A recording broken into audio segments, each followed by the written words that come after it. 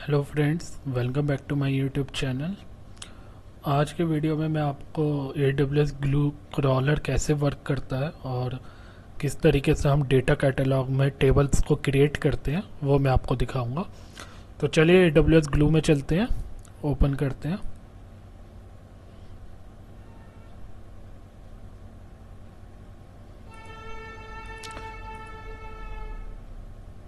तो AWS glue open कर लेते हैं और S3 बकेट भी ओपन कर लेते हैं, जहाँ से हम अपनी फाइल को रीड करेंगे। तो S3 बकेट में मैं CSV फाइल को अपलोड कर लेता हूँ।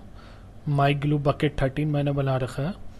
इसमें मैं एक फोल्डर क्रिएट कर देता हूँ, 2022 06 एंड 27 के नाम से बना देते हैं, 28 कर देते हैं। राइट, अब इस फोल्डर में मैंने द फाइल बना रखी है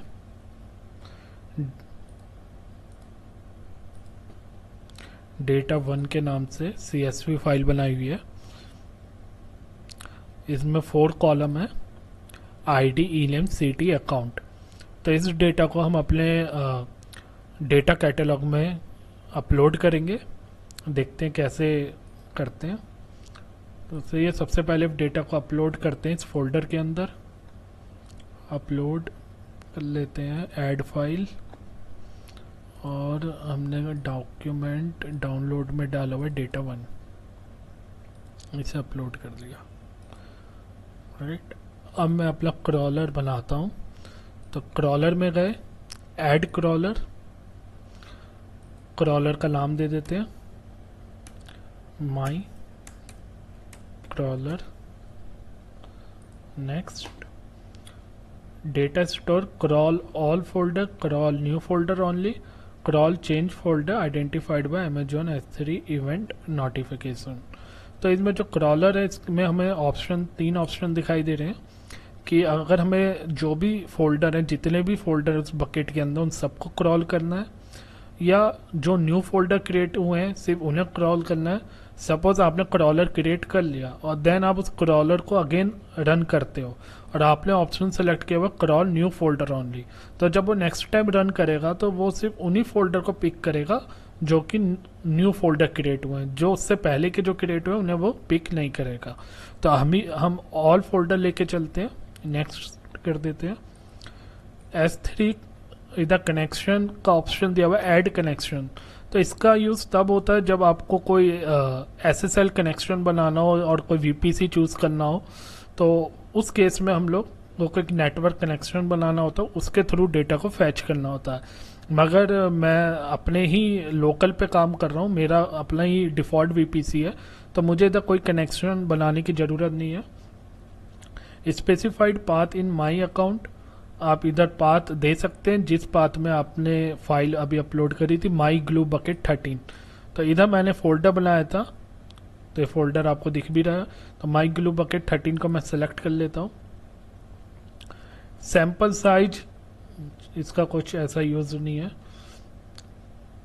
उसके बाद अगर आप माई ग्लू बकेट 13 देते हो तो इसके अंदर जितने भी फोल्डर होंगे उन सबको क्रॉलर क्रॉल कर लेगा। एक्सक्लूड पैटर्न में आप दे सकते हो कि आपको सपोज कोई पर्टिकुलर फाइल को क्रॉल नहीं करना है। सपोज आप चाहते हो कि आपको लॉग फाइल को क्रॉल नहीं करना, तो start.log, तो क्या होगा कि ओनली CSV फाइल क्रॉल होगी, लॉग फाइल क्रॉल नहीं होगी। या आप चाहते हो कि आपकी कोई डायरेक्टरी है, आप चाहते हो माई डायरेक्टरी नाम की कोई डायरेक्टरी है, इसके अंदर, इस फोल्डर के अंदर की कोई भी फाइल आप चाहते हो क्रॉल ना हो, तो आप इस तरीके से दे सकते हो। तो आपका ये जो माई डायरेक्टरी नाम से जो फोल्डर है बकेट के अंदर, वो क्रॉल आपका नहीं होगा, वो आपका एक्सक्लूड पैटर्न में आ जाएगा। तो देन नेक्स्ट चलते हैं। अब इसके बाद ऑप्शन है इधर ऐड अनदर डेटा स्टोर। आपने एक बार बकेट को सिलेक्ट कर लिया, अब आपका कुछ डेटा किसी अदर बकेट में पड़ा हुआ है, राइट। तो आप दोबारा से इधर एक बार दोबारा से ऐड कर सकते हो उस डेटा सोर्स को भी, राइट। मैंने दोबारा से कर लिया, तो आपके पास ऑप्शन है कि आप किसी और डेटा स्टोर से भी डेटा को पिक कर सकते हो, राइट। तो इस तरीके से आप अदर डेटा सोर्स भी इसमें यूज़ कर सकते हो, बट अभी हम सिंपल एक ही फोल्डर ले रहे हैं तो हम इधर से बैक कर जाते हैं। तो अब हम इधर नेक्स्ट पे चलते हैं।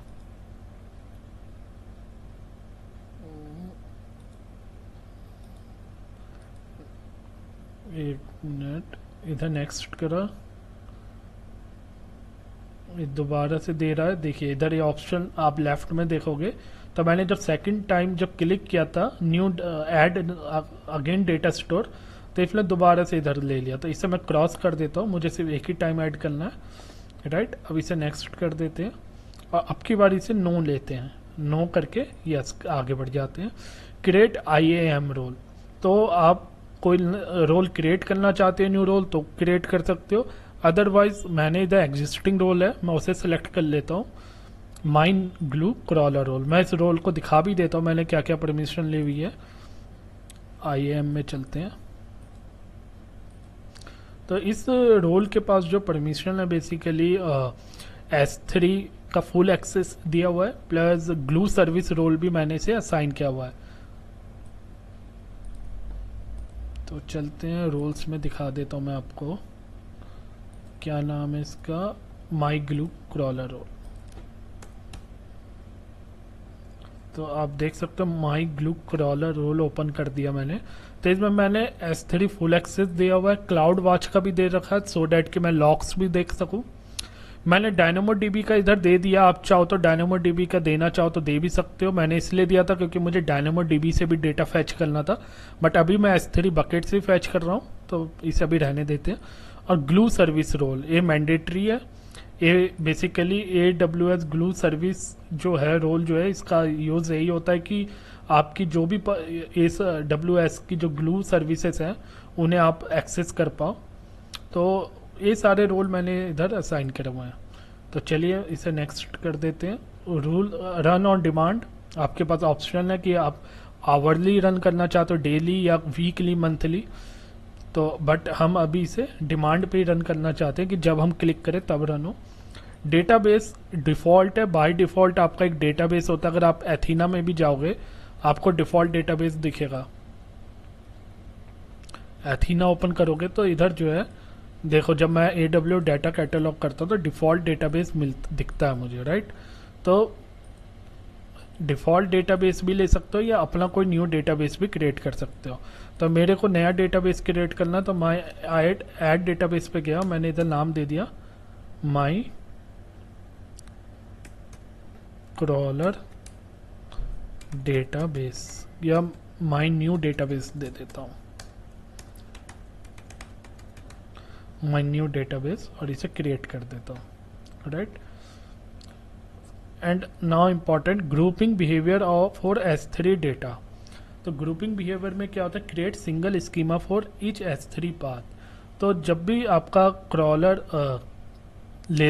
S3 बकेट को पॉइंट करता है, वहाँ से डेटा उठाता है, तो वो चेक करता है कि डेटा का कंपैटिबिलिटी और स्कीमा में सिमिलरिटी होनी चाहिए।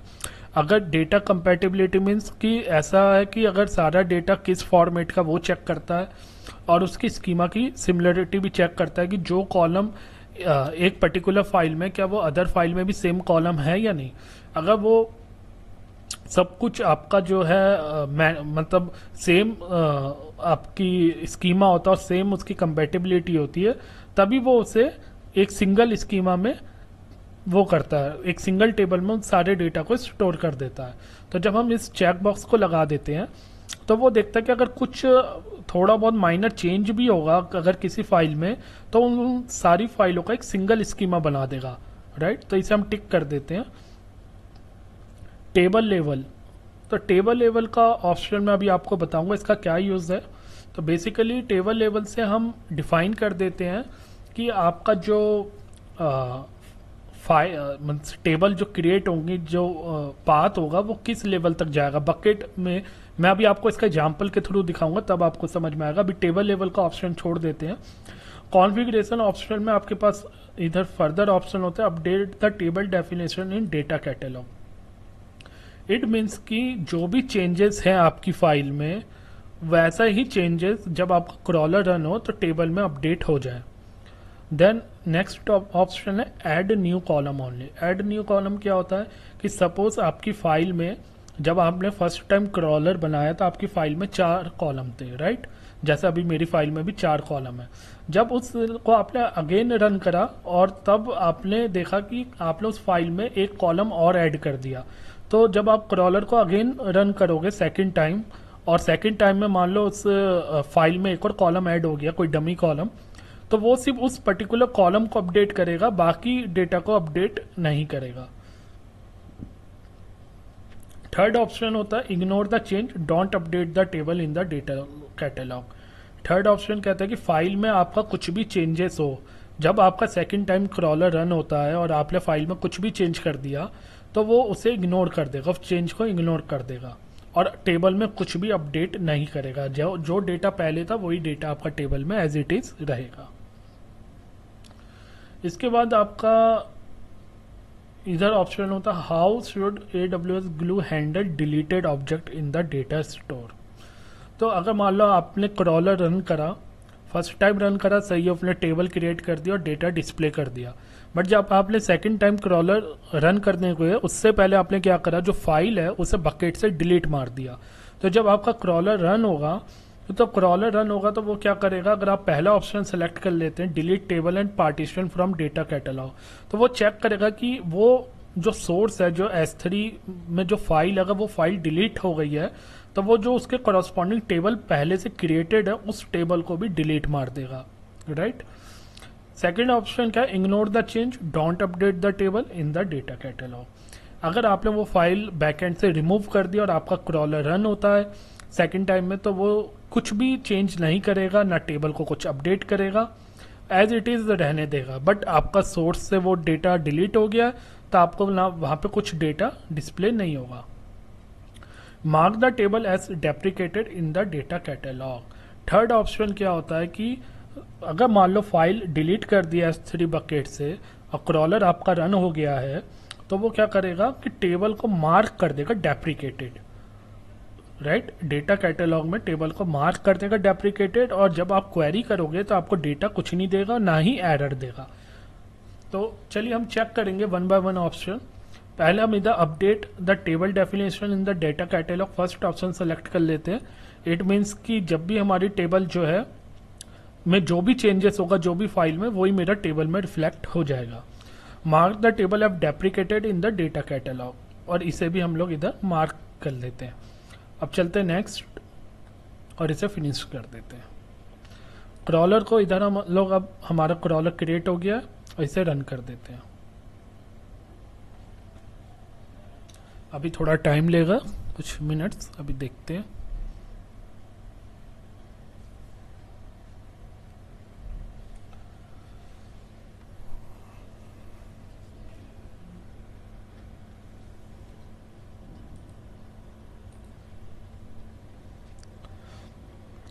तो जो भी क्रॉलर का आउटपुट होगा वो हम अपने क्लाउड वॉच में भी देख पाएंगे।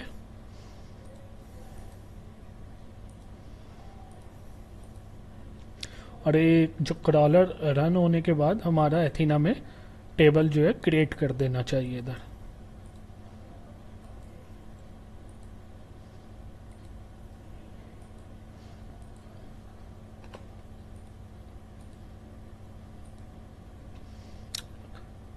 स्टॉपिंग स्टेट में आ गया, पहले स्टार्ट होता है, देन स्टॉपिंग हो जाता है, उसके बाद वो रेडी स्टेट में आ जाता है। तो अभी रेडी नहीं दिख रहा है, तो देखते हैं।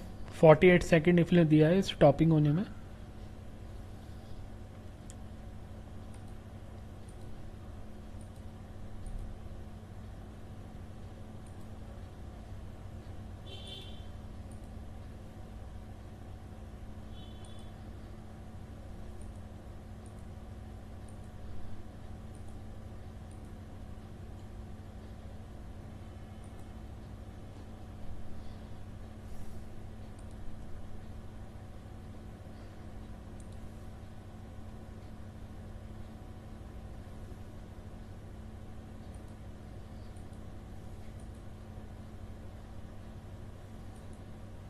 एक बार जब आपका स्कीमा क्रिएट हो जाएगा एथीना में, तो आप उस डेटा को देख पाओगे एथीना में। और एक बार आपका जो ये बकेट लोकेशन है, अगर इसमें आप इस सेम फाइल को दोबारा से इसमें इन्हीं सेम कॉलम के साथ एक और फाइल अगर आप इसमें इंसर्ट करवाओगे बकेट में, तो उसका भी डेटा आपको दिखता रहेगा, क्योंकि जो टेबल आपकी क्रिएट हुई है वो टेबल आपकी इधर तक जो पाथ है, वो टेबल जो पाथ है एक्चुअली उस पाथ पे क्रिएट हुई है। तो जब जो भी आप इसमें कुछ भी फाइल इंसर्ट करवाओगे इस फोल्डर के अंदर, तो उस फाइल का डेटा ऑटोमेटिकली आपको एथीना में डिस्प्ले हो जाएगा। तो अब ये रेडी स्टेट में आ चुका है, राइट। और इधर इसके लॉक्स भी बन चुके हैं। तो हम पहले इसके लॉक्स भी देख लेते हैं। क्रॉलर में चलते हैं, लॉग ग्रुप में चले थे और इधर क्रॉलर आ गया, सबसे ऊपर ये ऑप्शन है। हमारे क्रॉलर का नाम क्या था? माई क्रॉलर, राइट। तो माई क्रॉलर ऊपर ही दिख रहा है, इसे ओपन कर लेते हैं। तो आप देख सकते हैं रन हो चुका है। Update in database, deprecating database, schema change policy. तो क्रॉलर सक्सेसफुली रन हो चुका है। तो अब हम चल के इसके एथीना में देखते हैं। टेबल दिखनी चाहिए हमें। एथीना से पहले हमें इधर भी दिख जाएगा, जो डेटाबेस हमने क्रिएट किया था वो डेटाबेस इधर दिखना चाहिए। तो आप देख सकते हो माई न्यू डेटाबेस दिख रहा है। टेबल भी दिखनी चाहिए, जो डेटाबेस के अंदर टेबल है। तो ये टेबल देखिए इधर दिख रही है। इफ टेबल का स्कीमा भी देख लेते, क्लिक करते, देखिए वही सारे कॉलम आ चुके हैं, आईडी, ग्रुप, ई नेम, जो कि मेरे CSV फाइल में थे, वही सेम कॉलम मुझे इधर भी दिख रहे हैं। तो यही सेम कॉलम मेरे को अपने इसके स्कीमा में दिख रहे हैं, राइट। और इधर आप एथीना में डेटा देख लेते हैं। अब इसे रिफ्रेश करते हैं, तो default my new database select कर लेते हैं और इसे प्रीव्यू कर लेते हैं। तो आप देख सकते हो इधर डेटा दिख रहा है। तो सबसे एक चीज आपने नोट करी होगी कि इधर पार्टीशन 0 इसने ऑटोमेटिकली कॉलम क्रिएट कर दिया, और पार्टीशन 0 में इस फोल्डर का नेम आ रहा है, राइट। वो इसलिए इस फोल्डर का नेम आ रहा है कि ये जब भी आपका रीड करेगा, बकेट से रीड करता है, तो जो उसके फोल्डर का नाम होता है, जिस फोल्डर के अंदर डेटा होता है, उस फोल्डर को एज ए पार्टीशन बना देता है, राइट। तो अगर मैं आपको इधर दिखाता हूं, पहले मैं आपको ये दिखाता हूं कि अगर मैं इधर एक फाइल और अपलोड कर देता हूं, अभी इसमें सिर्फ डेटा 1 का डेटा दिख रहा है, सही, मेरे को 5 रोज दिख रही है, राइट। और अब मैं क्या करता हूं, एक फाइल और अपलोड कर लेता हूं, उसका नाम रख देता हूं डेटा 2।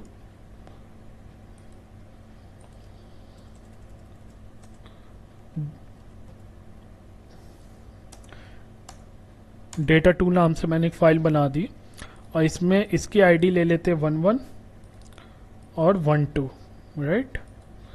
और इसे कर देते हैं डिलीट। नेम ले लेते हैं, कुछ भी नेम ले लेते हैं, जॉनसीना, और इधर नेम ले लेते हैं tiger, right. Address change, account change कर देते हैं 1023 765A एंड 897B। और इस फाइल को मैं अपलोड कर देता हूँ, डेटा 2 फाइल को। चलते हैं और इधर अपलोड, ऐड फाइल, और डेटा 2 फाइल को मैंने इधर सेलेक्ट कर दिया, इधर अपलोड कर दिया। तो अब मेरे इस पार्टीशन के अंदर 2 फाइल आ गई है इस फोल्डर के अंदर। तो मेरे को डेटा 2 फाइल का भी डेटा इधर डिस्प्ले होना चाहिए। तो मैं इसे रिफ्रेश करके एक बार रन करता हूं दोबारा से। तो अब आप देख सकते हो कि मेरे को 6th और 7th रो जो है सेकंड फाइल का डिस्प्ले हो रहा है।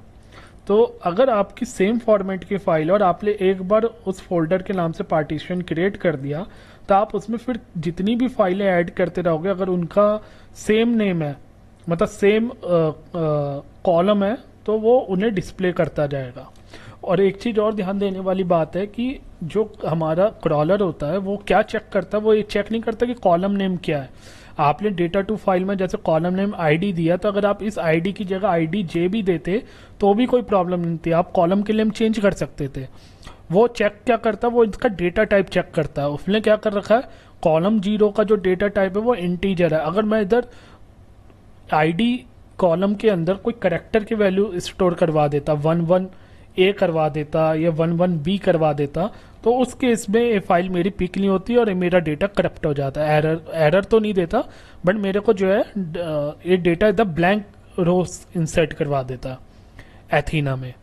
तो एथीना हमेशा पोजीशन के अकॉर्डिंग एक बार मैप कर लेता। जब मैंने फर्स्ट टाइम क्रॉलर चलाया था तो उसने मैप कर लिया था कि 0 1 2 3 4 पोजीशन पे कॉलम है, और 0 पोजीशन जो कॉलम है उसका डेटा टाइप इंटीजर है, 1 पोजीशन का डेटा टाइप स्ट्रिंग है, सेकंड का भी स्ट्रिंग है, थर्ड का भी।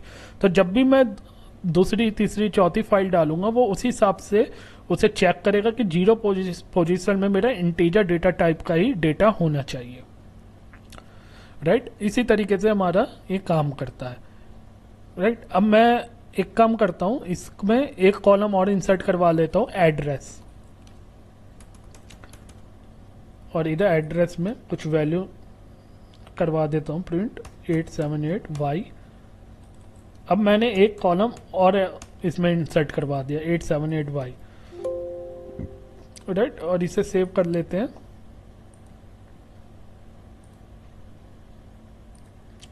किसी दूसरे लिंक से सेव कर लेते हैं, डाउनलोड में चलते हैं, इसका नाम दे देते हैं डेटा 3।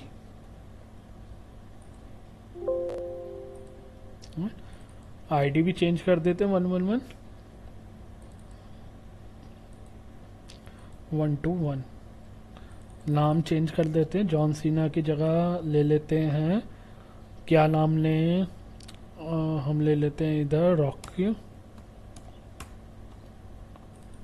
और इधर आम नेम ले लेते हैं विकी।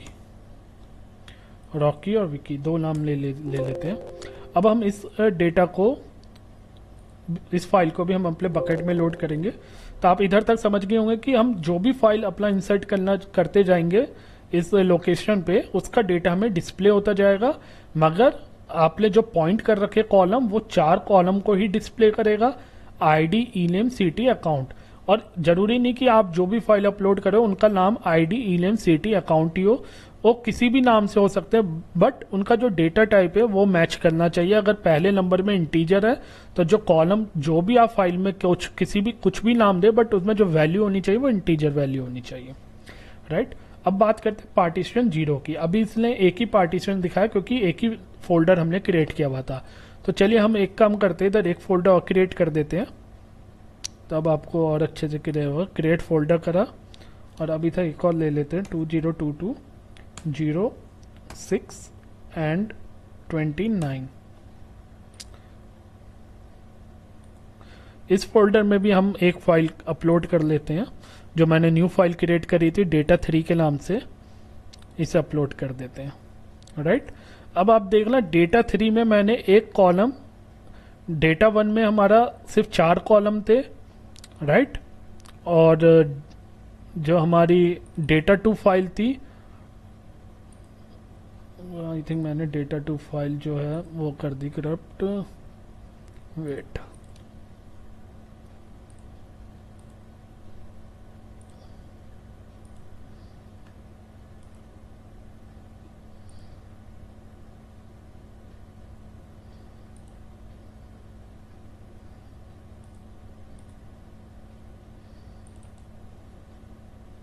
डेटा 2 फाइल में भी मेरे 4 ही कॉलम थे अकाउंट, और जो मेरी डेटा 3 फाइल है, डेटा 3 फाइल में मैंने 5 कॉलम लिए हुए हैं, राइट। और डेटा 1 डेटा 2 को मैंने एक पार्टीशन में रखा, और डेटा 3 फाइल को मैंने अलग पार्टीशन में रखा, डेटा 3 को मैंने इस पार्टीशन में डाला, राइट। अब मैं क्या करता हूँ, क्रॉलर को दोबारा से रन करता हूँ और आप देख लें इनपुट क्या आता है। तो मैं डालता हूँ क्रॉलर पे, और इस क्रॉलर को रन कर देता हूँ, रन क्रॉलर। तो अब आपने देखा कि मैंने 3 फाइलें, एक फाइल और इंसर्ट कर दी, और उसका जो पार्टीशन लिया है मैंने 29 नाम से एक फोल्डर बनाया, 20220629, और इसके अंदर डेटा 3 नाम से फाइल क्रिएट करी, और इसमें एक कॉलम और ऐड कर दिया। तो अब जो मेरा एथीना में क्रिएट होना चाहिए, एक तो मेरे अब कॉलम जो हैं 4 इधर क्रिएट हो जाने चाहिए, और इधर जो पार्टीशन आने चाहिए, सिर्फ अभी तक एक दिख रहा था, मेरे को इधर 2 पार्टीशन दिखने चाहिए, 20220628 और 20220629, 2 पार्टीशन मुझे इधर दिखने चाहिए, तो एक बार रन होता है फिर देखते हैं। तो चलिए इसे मैं जो है, मेरा क्रॉलर रन हो चुका है। अब इस टॉपिंग मोड में जैसे ही रेडी मोड में होगा तब हम चेक करेंगे।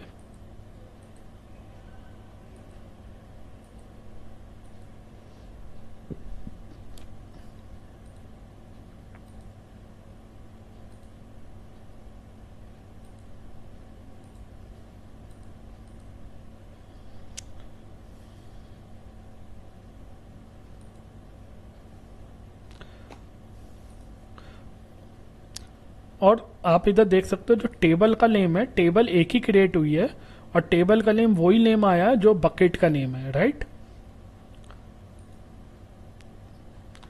अब देखते हैं क्रॉलर हमारा जो है अभी रेडी स्टेट में नहीं आया है।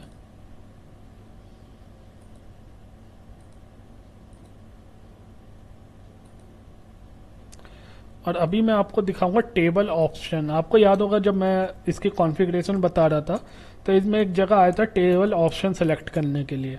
तो टेबल ऑप्शन जो वर्क करता है कि सपोज मेरा बकेट है, कुछ भी बकेट नेम है, इधर बकेट के अंदर कोई फोल्डर है,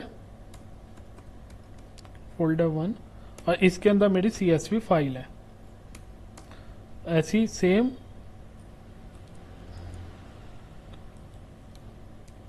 बकेट नेम है और फोल्डर 2 है।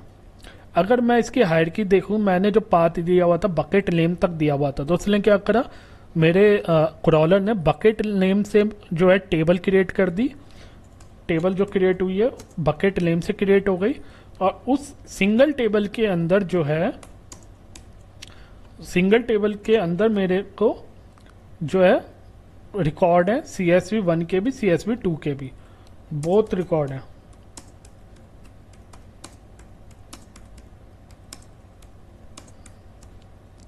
बट अगर मैं इधर टेबल ऑप्शन 1 सेलेक्ट कर लेता हूं,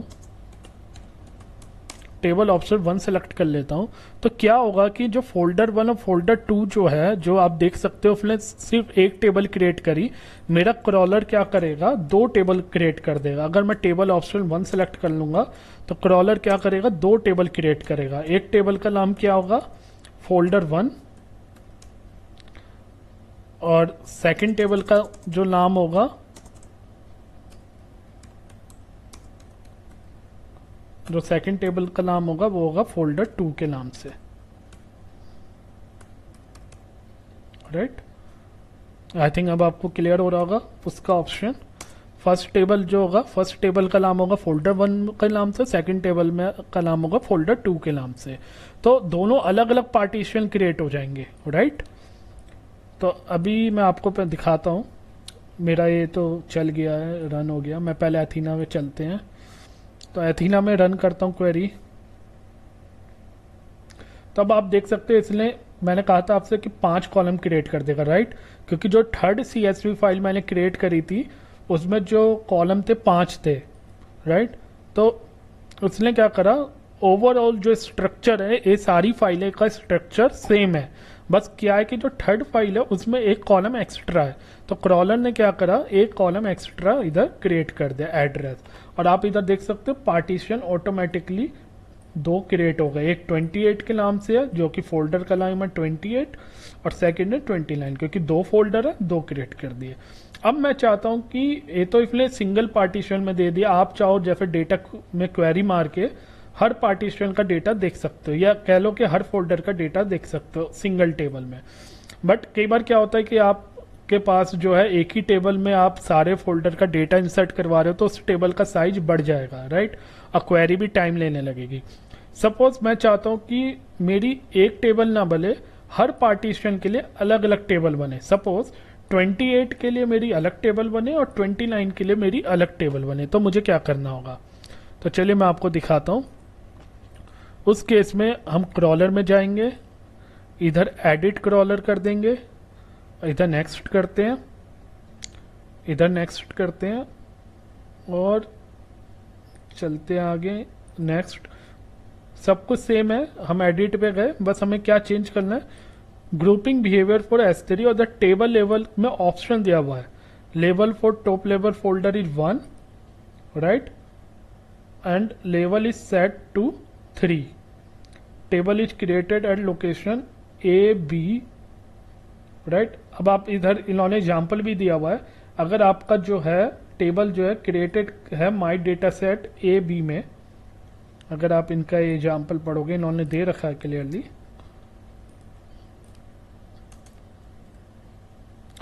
The value must be positive integer that indicates table location absolute level in the data set. The level for the top level folder is 1. जो top level folder है उसका 1 होगा.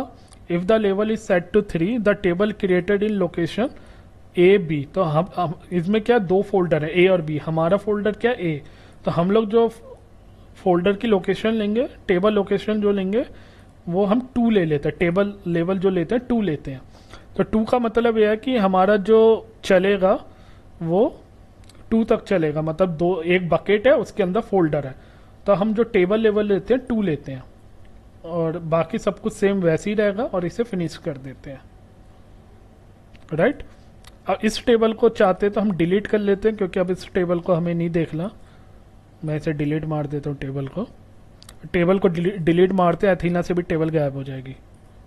राइट. अब मैं इसे दोबारा से रन करता हूं और देखते हैं क्या आउटपुट रहता है. Run crawler. हमने टेबल लेवल 2 सेट कर दिया. इट मींस कि जो टेबल लेवल जो टेबल क्रिएट होंगी वो अब मेरी फोल्डर के नाम से क्रिएट हो जाएंगी. चलिए देखते हैं. अभी ये स्टार्ट हो गया. तो मेरी 2 टेबल क्रिएट हो जाएंगी.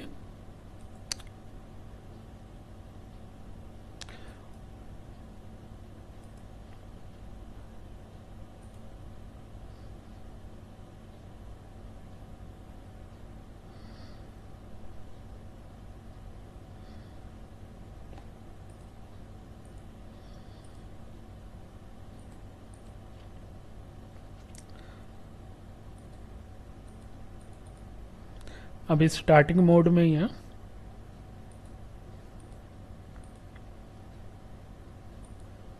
स्टॉप हो गया.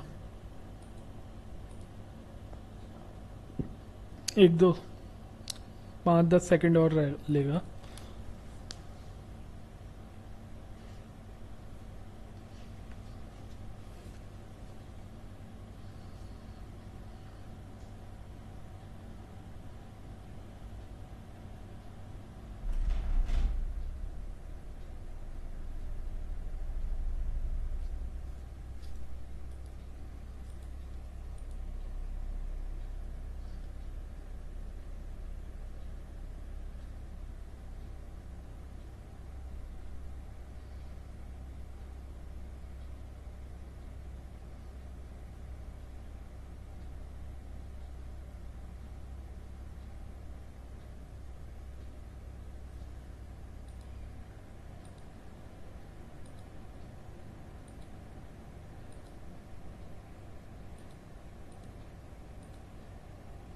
चलिए अभी रेडी हो चुका. अब देखते हैं. हम लोग एथीना में चलते हैं, इसे रिफ्रेश करते हैं. तब आप देख सकते हो इधर 2 टेबल क्रिएट हुई हैं और दोनों टेबल का आप नेम देख सकते हो. जो फोल्डर का नेम है वो फोल्डर का नेम आया है. तो जो भी आप देख रहे हो बकेट में दोनों फोल्डर थे तो दोनों फोल्डर का नेम आ गया और दोनों फोल्डर में जो जो CSV फाइल होंगी उनका डेटा होगा. तो आप फर्स्ट फोल्डर में देख सकते हो सिर्फ 4 कॉलम थे तो चारों कॉलम का डेटा आ चुका है. और जो सेकंड मेरी टेबल बनी है उसे प्रीव्यू कर लेते हैं. उसमें 5 कॉलम थे, एड्रेस भी था और 2 रो थी तो दोनों रो आ गई. तो जो टेबल ऑप्शन का जो वर्क है आप देख सकते हो इस तरीके से करता है. राइट. तो ये तो हमारा हो गया कि किस तरीके से हम अपने क्रॉलर के थ्रू डेटा को क्रिएट करते हैं. अब मैं आई थिंक ये वीडियो काफ़ी लंबी हो गई. मैं आपको नेक्स्ट वीडियो में बताऊंगा कि जो इसके अदर ऑप्शन है जो कि मैंने आपको इधर दिखाए थे. एडिट क्रॉलर में मैं दिखा देता हूँ एक बार दोबारा से. डेप्रिकेटेड वाला जो ऑप्शन था